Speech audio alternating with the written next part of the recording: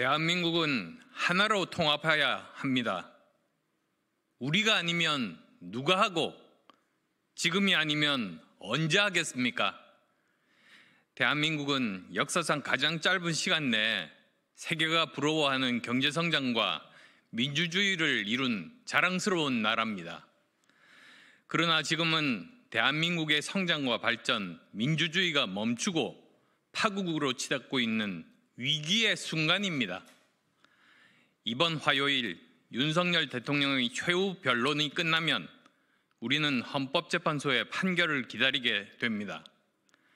어떤 결과가 나오더라도 우리는 안정과 발전이라는 누구도 부인할 수 없는 예정된 미래를 가야 합니다. 우리는 무엇으로 사는가를 다시 생각해야 할 때입니다. 저 안철수는 다음과 같이 국민과 정치권에 호소합니다. 첫째, 시대교체, 시대전환을 해야 합니다. 대한민국 정치는 이념 갈등, 지역 갈라치기, 세대 갈라치기, 남녀 갈라치기에다 이제는 진영 내 진영 갈라치기까지 치유할 수 없을 정도로 극단화되면서 국민을 공포로 몰아넣고 있습니다. 극심한 정쟁과 갈등을 넘어 통합으로 가야 합니다. 이 시대의 시대 정신인 시대교체, 시대전환을 완수해야 합니다. 세대교체가 치유의 장이 될 수는 없습니다. 갈라치기로 갈등만 더 유발할 뿐입니다. 정치를 바꿔 세대 통합을 해야 합니다. 협박과 압박, 갈등의 정치는 끝내야 합니다. 둘째, 김영삼, 김대중 대통령 이후 중단되었던 근본적 사회개혁, 정치개혁을 해야 합니다. 정치가 국민을 불안케 하고 분열시키는 일은 이제는 중단해야 합니다. 정치인이 국민을 섬기는 봉사하는 정치로 다시 돌아가는 혁명적 개혁을 해야 합니다. 헌법도 정치도 국민이 주인이라는 근본적 명제를 명심해야 합니다. 정치 폐해가 국민 민생을 도탄으로 몰아가고 있습니다. 악성적인 정치가 국가 동력을 쇠락하게 하고 미래 동력마저 상실하게 하고 있습니다. 정치만 바뀌면 대한민국은 다시 세계의 주류로 재도약할 수 있습니다. 정치를 개혁하면 대한민국 국민들은 흥이 나고 기업은 활력을 되찾고 경제는 활성화되고 국민소득은 배가 될 것입니다. 우리 국민의 잠재력은 무궁무진합니다. 이를 위해 초양극화의 시대, 상대적 박탈감의 시대, 상실감의 시대를 끝내고 통합의 시대를 열어야 합니다. 그래야 시대교체, 시대전환의 시대가 열릴 것입니다. 셋째, 시대교체의 가장 중요한 과제는 정치교체입니다. 합리적 정치, 도덕적 정치를 복원해야 합니다. 87년 체제 이후 대한민국 정치는 발전도 하였으나 결국 수명을 다하고 이제 정치 파멸을 목도하고 있습니다. 저는 이를 해결하기 위해 개헌을 주장했습니다. 제왕적 대통령을 넘어 대통령 권한을 축소해야 합니다. 국회의 입법 권력, 특권도 축소해야 합니다. 또한 선거법도 함께 개정해야 합니다. 저는 해결책으로 견제와 균형을 잡을 수 있는 중대선거구제를 제시했습니다. 여야는 특히 이재명 민주당은 당리당략, 권력욕에 집착하여 개헌을 거부하고 있습니다. 만약 이재명 집권 시대가 열리면 현재 무소불위의 입법 권력에 행정 권력까지 동시에 가지게 된다면 국민들은 무슨 일이 일어날지 모른다는 공포에 휩싸여 있습니다. 개헌과 선거법 개정은 단지 권력 구조와 선거제도만 바꾸는 게 아닙니다. 거기에 맞게 사람을 바꾸는 역할을 합니다. 검찰 권력, 경찰 권력, 사법 권력 등 법 집행에 따른 제도도 문제가 되지만 권력 지향적인 사람들도 문제가 심각합니다. 검찰 권력이 집권했던 지난 3년, 우리는 정치가, 민생이 어떻게 망가지는지를 목도했습니다. 사법 리스크와 비리, 비위에 물든 정치인들 역시 제 역할을 못하기는 마찬가지였습니다. 입법, 행정 권력의 축소로 국민의 의사가 주도하는 시대로 전환해야 합니다. 민간이 주도하는 활력의 시대로 전환해야 합니다. 세계는 미래를 예측할 수 없을 정도로 빛의 속도로 변화하고 있습니다. 변화를 주도하는 중심에 문명과 신기술이 존재하는 것 같지만 결국 변화는 사람, 기업이 주도하는 것입니다. 우리가 목도하는 AI, 로봇 시대는 벌써부터 예견된 것이었습니다. 극심한 빈부격차, 노동과 소득 양극화에 따른 세계 자살률 1위는 정치의 폐해가 근원입니다. 합리적이고 공정한 사회와 경제는 국민 동행을 목표로 삼아야 합니다. 시대를 교차하고 시대를 전환해야 하는 이유입니다.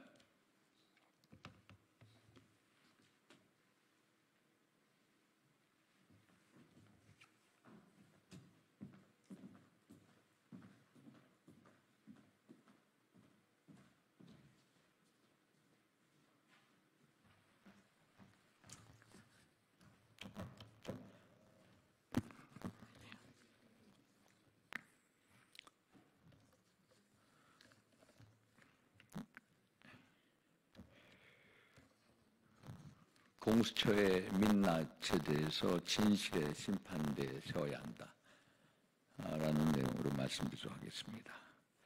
불법에 불법을 자행한 공수처의 민낯이 드러났습니다. 불법 체포 구금된 윤석열 대통령을 즉시 석방하고 공수처의 영장 기각 은폐 사건과 관련된 기관 및 관계자들에 대한 진상조사에 즉각 나서야 합니다. 지난달 15일 서울 서부지법에서 발부한 윤석열 대통령의 체포영장이 집행되었습니다. 그런데 이 과정에서 공수처의 해명이 거짓임이 밝혀졌습니다. 공수처는 주진우 위원에게 보낸 서면 답변에서 윤 대통령 관련 영장을 서울중앙지법에 청구한 사실이 없다라고 밝혔습니다. 그러나 공수처가 지난 12월 6일, 12월 8일 윤석열 대통령을 피의자로 한 통신 및 압수수색 영장을 중앙지법에 청구했다가 기각된 기록이 드러난 것입니다. 서울중앙지법의 답변도 석연치 않습니다. 저는 1월 7일, 10일, 14일 세 차례에 걸쳐 서울중앙지법에 윤 대통령 관련 영장을 계속 요구했습니다만 제대로 된 답변을 받지 못했습니다. 특히 지난 1월 14일 보낸 자료에는 공수처에서 서울중앙지법으로 윤석열 대통령 관련 체포, 구속, 압수수색 영장을 포함한 영장 일체를 청구한 적이 있는지 구체적으로 적시에 질의를 했지만은 1월 16일 돌아온 답변은 공수처가 서울중앙지법에 윤 대통령에 대한 체포 영장을 청구한 사실이 없음을 확인드립니다였습니다. 결국 서울중앙지법이 통신 및 압수수색 영장에 대해서는 답변을 회피한 것이고 공수처가 압수수색 영장을 숨기려고 서울중앙지법과 짬짬이 한 것이나 다름이 없습니다. 국회의원의 질의에 두 기관이 이처럼 짬짬이 하여 거짓 답변한 경위와 배경을 철저히 밝혀야 합니다. 공수처가 검찰에 보낸 수사 기록에 누락된 자료가 있는지도 밝혀야 합니다. 영장 번호 2024-6 영장이 누락된 이유가 무엇인지 그 내용이 또 무엇인지 반드시 찾아내야만 합니다. 진실이 드러나자 공수처는 압수수색 장소 등이 윤 대통령과 직접 관련이 없고 기각 사유도 수사권 문제가 아니라 영장 중복 때문이라고 얘기를 합니다. 변명을 합니다. 그러나 영장 기각 사유에 접수된 내용을 보면은 동일 또는 유사한 내용의 영장이 중복 청구되고 있습니다. 이 사건 혐의 내용과 결과, 수사의 효율, 수사 대상자의 기본권 보호 등을 고려하여 각 수사기관 간 협의를 거쳐 중복되지 않도록 조정하여 청구하는 등 상당한 조치를 취하기 바랍니다라고 되어 있습니다. 이는 공수처가 내란죄를 다룰 수 있는 수사권이 있는지에 대한 논란을 의식한 표현이고 수사의 효율이라는 말에는 수사 관할권에 대한 정리도 포함된 것으로 볼 수가 있습니다.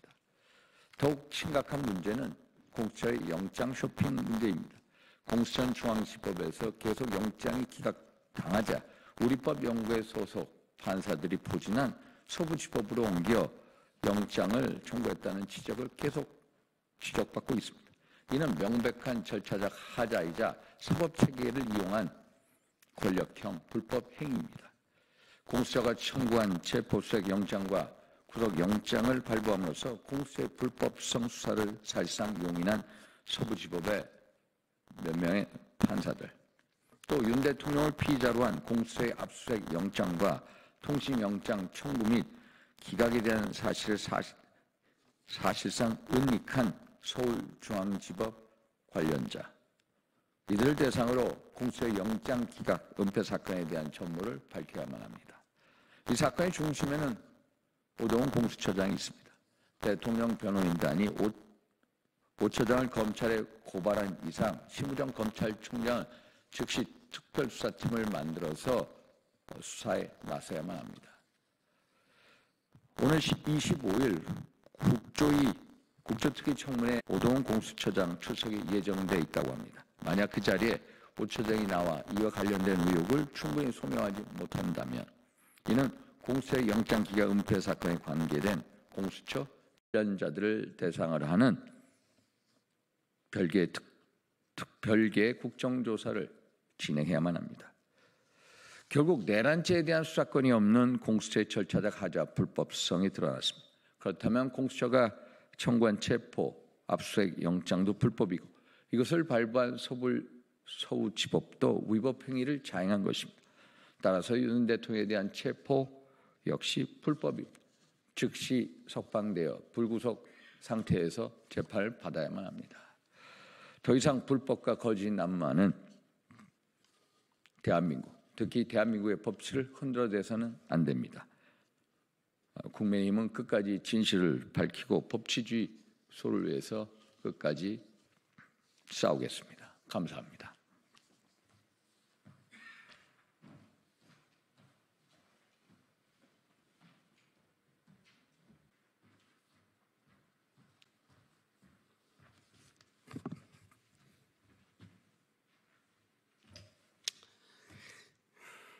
국민의힘 김대식 원내수석 대변인입니다.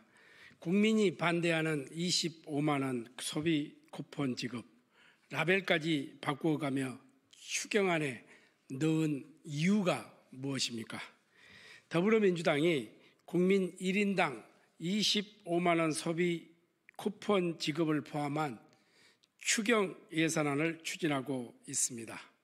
그러나 최근 한 여론조사 결과 국민의 과반이 반대하고 있습니다. 국민의 뜻을 이토록 분명한데 민주당은 왜 굳이 민생지원금을 소비 쿠폰으로 라벨까지 바꾸어가며 추경안에 넣은 것입니까? 민주당은 연초부터 성장을 강조하며 기존의 분배 중심 기조에서 벗어난 듯한 모습을 보였습니다. 심지어 검든 휘든 지만 잘 잡으면 된다는 실용주의를 표방하기도 했습니다. 하지만 내놓는 정책마다 분배 정책에서 벗어나지 못하고 있습니다. 민주당식 현란한 말 바꾸기 아무 말 대잔치인 것입니다. 추경안 편성 과정에서도 현란한 말 바꾸기가 계속되고 있습니다. 민주당은 처음에는 전 국민 민생 지원금을 주장했다가 반발이 거세지자 포기할 수 있다는 입장으로 선회했습니다. 그러나 다시 재차 전 국민 소비 쿠폰 지급을 추경안에 넣은 것입니다. 학계에서도 소비 쿠폰과 같은 일회성 지원은 실질적인 경제 성장에 기여하지 못하고 오히려 재정 부담과 인플레이션 우려를 키울 것이라고 지적하고 있습니다. 그런데도 민주당은 경제 성장에 실질적 도움이 되는 AI 미래산업 지원과 같은 예산은 뒷전으로 미루고 단순 현금 살포성 예산만 집요하게 추진하고 있습니다. 이렇게까지 해서 25만 원을 지급하려는 진짜 이유가 무엇입니까? 정부가 주도하는 정교한 예산에는 무작정 반대만 하면서 그저 인기 영합용 포퓰리즘 정책만 밀어붙이는 것은 결국 국민을 기만하는 행위입니다. 특히 민주당이 요구하는 35조 원 규모의 추경은 경제 성장보다는 선심성 예산으로 채워질 가능성이 큽니다. 해외 주요 투자은행의 경제 성장률 전망치가 1%대까지 하락한 상황에서 기업과 시장을 살리는 실질적 대책 없이 추경을 돈풀기 정치로 활용하는 것은 무책임한 저사입니다. 국민의힘은 국민만 보고 경제 회복과 미래 산업 육성을 위한 실질적인 대안을 마련하겠습니다. 민주당은 더 이상 경제 발목에 족쇄를 채우는 포퓰리즘 정책을 반복하지 말고 진정한 민생 회복을 위한 건설적인 논의의 장에 나와 주실 것을 부탁드립니다. 또 하나가 더 있습니다. 네. 국민의힘 김대식 원내수석 대변인입니다. 제2의 김대읍, 제2의 생태땅 여론몰이가 되지 않도록 엄정하고 신속한 수사를 촉구합니다. 최근 명태균 씨라는 정치 브로커가 무분별한 폭로와 근거 없는 주장으로 국민을 호도하고 있습니다. 지금까지의 수사 결과를 취합해보면 그는 지역의 여론조사 브로커로 활동하며 선거판에 기웃거리는 인물에 불과합니다. 그러나 지금은 자신을 정치적 희생양인 것처럼 포장하며 거짓 폭로로 정치적 혼란을 부추기고 있습니다. 이제 와서 자신이 국정의 핵심 거물인 것처럼 주장하고 특정 정치인들과의 만남을 운운하며 마치 중요한 역할을 한 것처럼 행동하는 것은 전형적인 선거 브로커의 정치 공작입니다. 2002년 대선 당시 김대읍의 병풍 조작 사건은 허위사실 유포를 통해 대선의 흐름을 왜곡했던 대표적인 사례입니다. 이번에도 명태균 씨가 주장하는 내용은 전형적인 정치 장사꾼의 형태로 선거철마다 반복되는 조작된 의혹 제기의 패턴을 그대로 답습하고 있습니다. 최근에 돼지는 잔칫날에 잡는다는 명태균 씨 즉 변호사의 발언은 조작된 의혹을 예고하는 발언이 아니고선 무슨 뜻이겠습니까? 더군다나 그는 자신의 신뢰성을 의심받고 있음에도 불구하고 정치권을 들락거리며 본인의 존재감을 키우려 하고 있습니다. 특히 식당을 나열하며 특정 정치인과 관계를 부풀리는 것은 제2의 생태탕식 의혹을 기정사실화하려는 전형적인 물타기 수법입니다.